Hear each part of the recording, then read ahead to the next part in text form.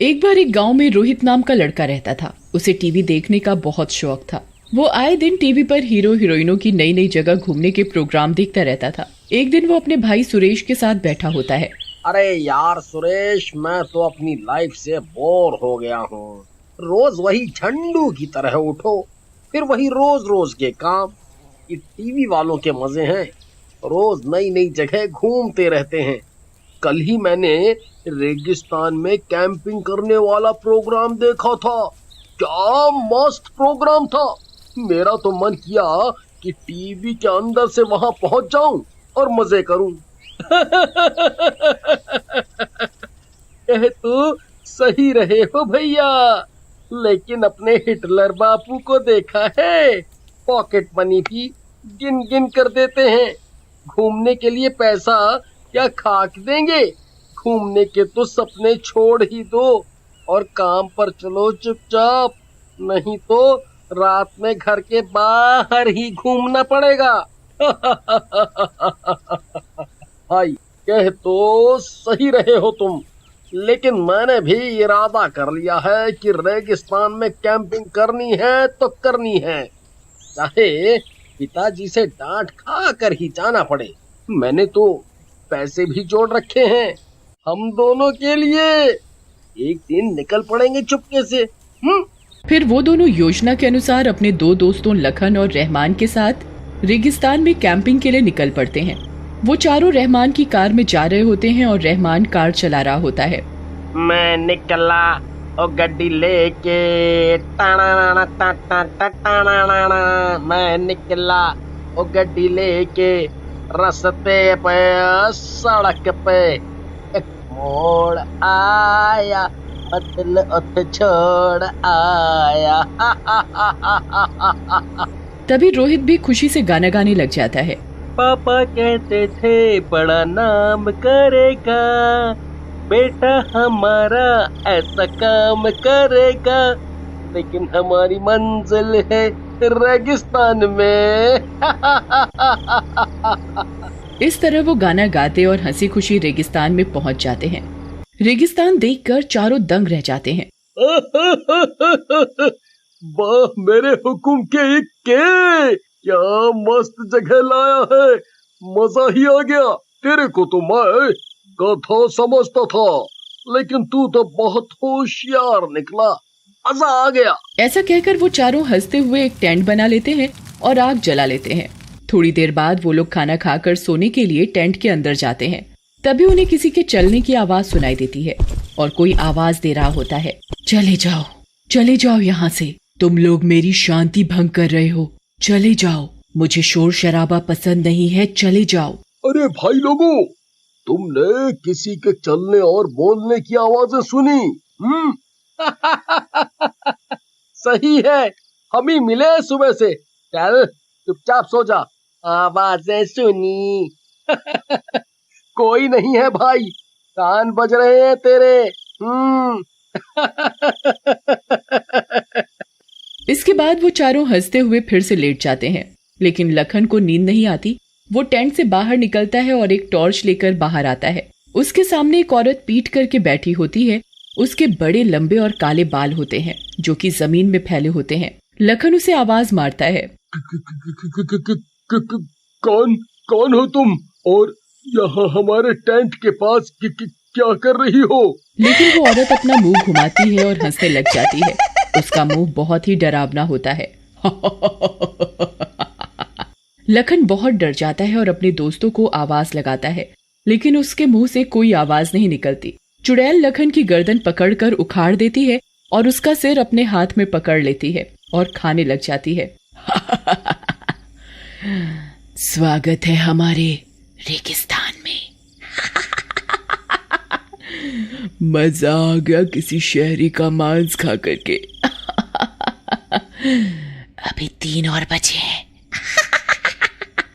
उधर रात में लखन को अपने पास ना पाकर रोहित उठ जाता है और बाकी के दोनों सुरेश और रहमान को भी उठाता है। अरे उठो दोनों, कुंभकर्ण की तरह सो रहे हो। लखन गायब है टेंट से।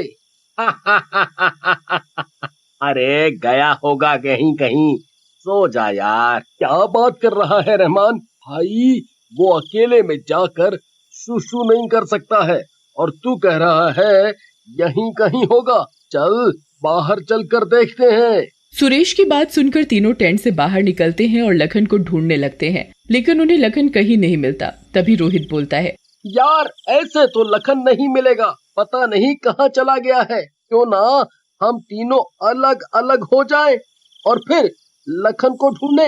ऐसा करने से वो जल्दी मिल जाएगा। चुड़ैल ऊपर उड़कर उनकी बातें सुन रही होती है। अलग होना चाहते हो? जाओ, वैसे भी तुम सब बहुत जल्दी अलग ही होने वाले हो। फिर वो तीनों दोस्त अलग हो जाते हैं और लखन को ढूंढने लगते हैं। ये नास मिटा लखन मिल जाए, मैं इसकी टांगे तोड़ दूंगा। इतना घुमा रहा है रात में, हद हो गई। तभी उसके सामने चुड़ैल आ जाती है। उसके हाथों में लखन की टांगे होती हैं, जिसे देखकर रहमान घबरा जाता है। कौन हो तुम? मैं तेरे इन सवालों का जवाब देना पसंद नहीं करती। अभी तो मुझे अपनी भूख की चिंता है। ऐसा कहकर चुड़ैल रहमान को भी मार देती है और उसका सिर खा जाती है। उधर रोहित और सुरेश लखन को काफी ढूंढते हैं और ना मिलने पर दोनों वापस टेंट के पास आ जाते हैं। भाई तुझे मिला क्या लखन?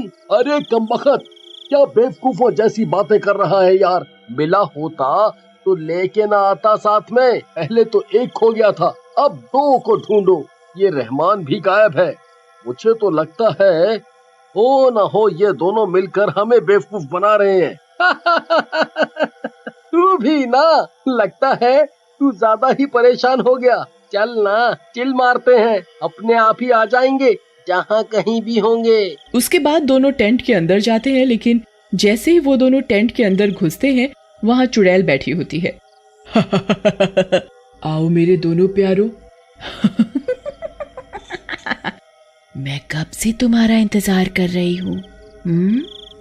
तुम्हारे दोनों साथियों का मांस खा करके तो मजा आ गया।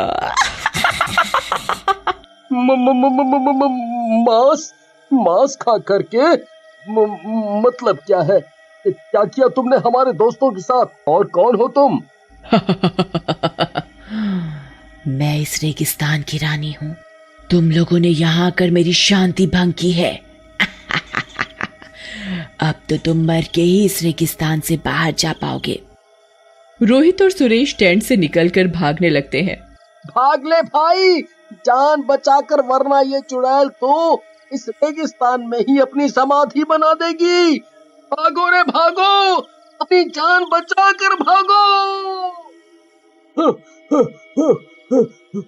सही कह रहे हो भैया, ये चुड़ैल तो हमारे पीछे आ गई।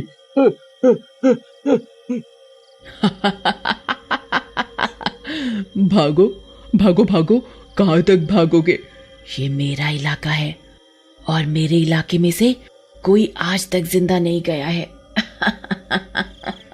रोहित और सुरेश को तभी एक झोपड़ी दिखती है। वहाँ एक बूढ़ी औरत भी होती है। वो दोनों उसके पास भागते हुए पहुंच जाते हैं। बचाओ बचाओ, अम्मा अम्मा अम्मा बचाओ, हमें बचाओ अम्मा, हमारी जान खतरे में है। क्या हुआ बच्चों, इतनी रात को कहाँ भाग रहे हो? अम्मा, वो रेगिस्तान वाली चुड़ैल हमारे पीछे पड़ गई है। वो हमारे दो दोस्तों को भी मार कर खा गई है। अब वो हमें भी मार डालेगी। हमें बचाओ, हमें बचाओ। तभी वो चुड़ैल वहाँ आ जाती है। सुरेश और रोहित झोपड़ी के अंदर चले जाते हैं। बुढ़िया, तू रोकेगी मुझे? चल, इन दोनों को मेरे हवाले कर दे। तू चली जा यहाँ से, नहीं तो मैं तुझे भस्म कर दूंगी। याद है ना, जैसे तेरी दूसरी सहेलियों को कैसे भस्म किया था? बुढ़िया के ऐसे कहते ही वो चुड़ैल वहाँ से गायब हो जाती है। यार, है तो ये बुढ़िया, लेकिन क्या पावर है। चुड़ैल को एक बार में ही भगा दिया। तभी वहाँ बुढ़िया आ जाती है और उन दोनों को आराम करने के लिए कहकर वापस बाहर चली जाती है। सुरेश और रोहित भी वहाँ लेट जाते हैं, लेकिन थोड़ी देर बाद उन्हें किसी के बात करने की आवाजें आती हैं और वो दोनों बाहर झांकते हैं। चुड़ैल बुढ़िया से डर रही होती है। तेरे से एक काम भी नहीं होता ठीक से। पता है ना, इस घर के आगे से हमारी शक्ति नहीं है। जो भी हमारा घर पार कर लेगा उसका हम कुछ भी नहीं बिगाड़ पाएंगे। आज मैं ना होती तो ये दोनों शिकार हाथ से निकल जाते। भाई, अब तो हम बुरी तरह फंस चुके हैं।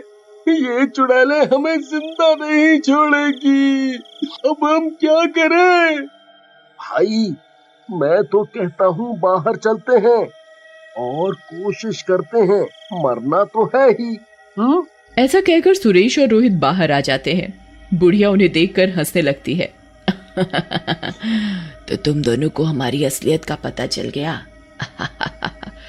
चलो अच्छा है, चैन की मौत मरोगे। सुरेश और रोहित उन दोनों को बातों में लगाकर उनके घर की बाउंड्री के बाहर जा रहे होते हैं कि तभी चुड़ैल को भनक लग जाती है और वो सुरेश की तरफ लपकती है। लेकिन तभी सुरेश रोहित को जोर से धक्का देता है। रोहित खतरे की सीमा से बाहर दूर जाकर गिरता है। चुड़ैलो,